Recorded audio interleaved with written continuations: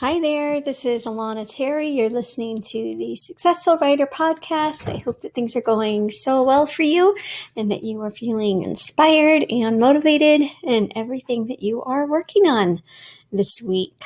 So today's topic is going to be when you need a reset, right? So it's the middle of the day, you haven't accomplished what you wanted to do, you're feeling stressed or disappointed or mad at yourself, and you just kind of need a fresh start. So I've got a list of ideas of ways that you can kind of give yourself that fresh start that you can pick and choose from and find what's going to work for you.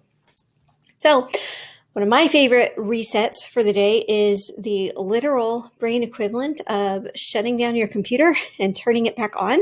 That is taking a nap. I know this doesn't work for everybody, might not work with your schedule, or sometimes people who take a nap have a harder time falling asleep at night. If it does work for you, it can be an amazing mental reset because while you are asleep, your brain does all kinds, I won't pretend to get the science right, but the gist of it is your brain is working on like clearing out not only like mental fog, but actual toxins and things like that. So there's literal like cleansing and rewiring going on that can really help you when you wake up to feel like you've got a fresh start. Another way to get a real reset, especially if you're feeling very, very groggy, is to get yourself moving some. And this is going to feel a little counterintuitive, especially if the reason you need a reset is because you've had a very unproductive morning.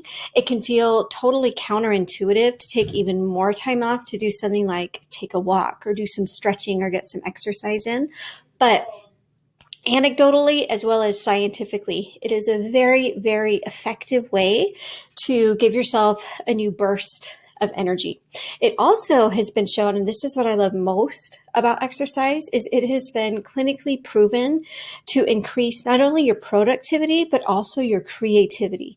Even something like a short walk that does not even have to be a brisk walk has been shown in studies to help people become more creative at problem solving and to be more productive at work. So even if it's like you're going to step away from your computer and pace for 10 minutes, it can be a really nice way to get more blood flowing.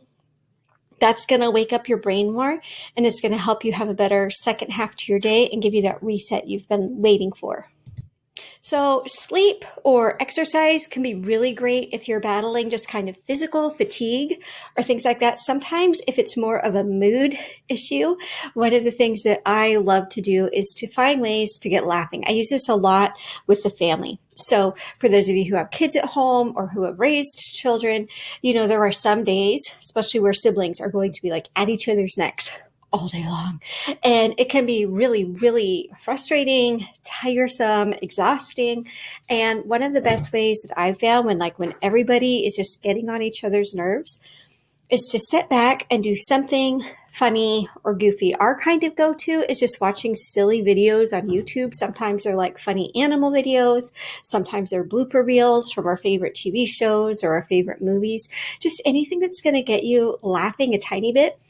Even if you're at home alone and you turn on like a comedy podcast or something and you kind of make yourself chuckle, there is so much benefit to laughter and to lightening your mood and giving you that reset. So especially if it's not quite the physical exhaustion, which we address with things like exercise and getting moving or maybe taking a nap. If it's more of just like you're in a bad mood, sometimes just having something funny to laugh about can work wonders. If it's too weird to like listen to something on your phone and like force yourself to laugh, I know that does not feel natural to anybody. It could be calling up somebody, having a quick chat with somebody.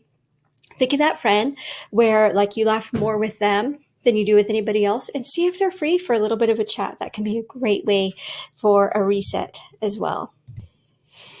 Another thing to think about when we're talking about just having a reset to our day is being mindful of our transitions from one activity to another, because when we're not mindful of all of the transitions that we make during the day, what can tends to happen is the stress from one activity carries over to the next activity, and it keeps on accumulating and getting more and more concentrated. So maybe you start with your emails and you get an email from an irate reader who's really mad because you had a typo on page 37.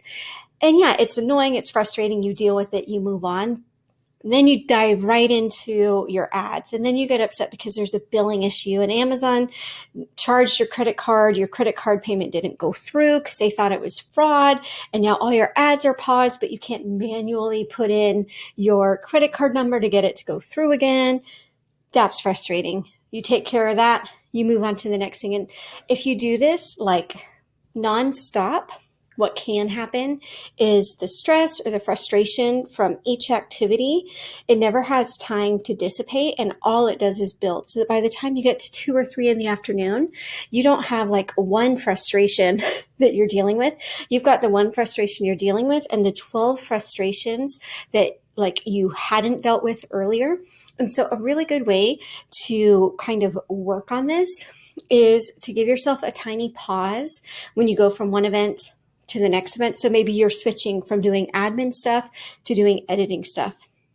Instead of just shutting down your browsers and opening up your Word doc, can be great to like shut your eyes, take 3 deep breaths. Like it sounds like it's nothing. But when you're doing it, you're gonna be like, I don't have time for these 3 deep breaths, which is kind of silly.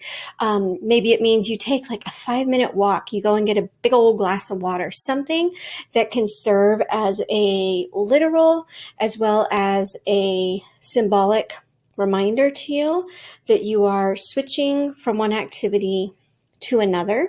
And sometimes even something as small as you step away from your computer for 2 minutes. You move around a little bit, you walk around the house, you pet the dog, and then you come back to work. Sometimes that alone is enough so that you're not carrying the stress from one activity into the next activity. So it's all about being mindful of when we switch from one thing to another. Sometimes if you wanted to incorporate prayer or meditation in these transitions, that's also a great way to do it. It doesn't have to take anything longer than half a minute. Like I said, like 3 deep breaths when you are feeling rushed feels like a lot, but can have some great benefits. So this idea of letting go of the things that you've just accomplished and then clearing your mind so that you're ready for the next thing, that can be awesome. Another way that you can become more mindful of your activities and what you're doing and these transitions from one thing to another is to just jot down the things that you do as you do them through the day. It doesn't have to be huge at all. It can be on one Post-it note, and you write Monday on top of that note. And then as you go through your day, you just write down the things you do. Respond to emails, right? You don't need to respond to John, email Kate. It doesn't have to be that specific. You responded to your emails. And even the act of writing that down can be a nice way to get that activity out of your brain, get ready for the next activity, and just to stay mindful of what you're doing. And then lastly, this is one of my favorite things to do, not only when I need a reset, but when I really am feeling overwhelmed with everything that's on my list of things to do. And that is just to take anywhere from like 3 to 5 minutes to plan out your next steps. Just jot down. Even the act of getting things out on paper can bring a lot of clarity for a lot of people. So jot down the things you want to get done in the next couple hours. Jot down like what would make it the perfect afternoon. What would that look like? Organize what you're going to do first, second, third, and so on.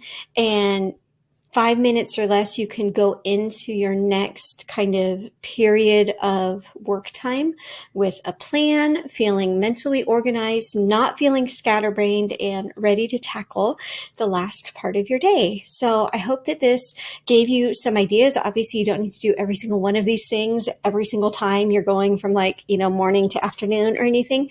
These are just different ideas that you can try to incorporate, especially if you get to that kind of afternoon slump, you're feeling sluggish or overwhelmed or scatterbrained.